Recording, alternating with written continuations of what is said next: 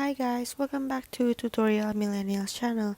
In today's video, I'm going to show you how to use a promo code on Agoda. So you go to deals and then you check your coupons and deals. So for example, the very first one, it says 7% off. So if you want to get it, you just tap, and now it says your 7% promotion is now saved in your app. And then now, so you just have to choose which hotel you want. So for example, this one, just tap, and then make sure that your details are correct, and then you just have to search.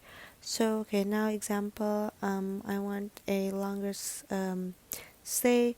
So now I have to select the room. So just tap select, and then after you tap select, you this will take you to payment details. So this is when you put the promotion and discount. So there, the total, it's loading, so just wait. Now it says it's 6 million rupiah.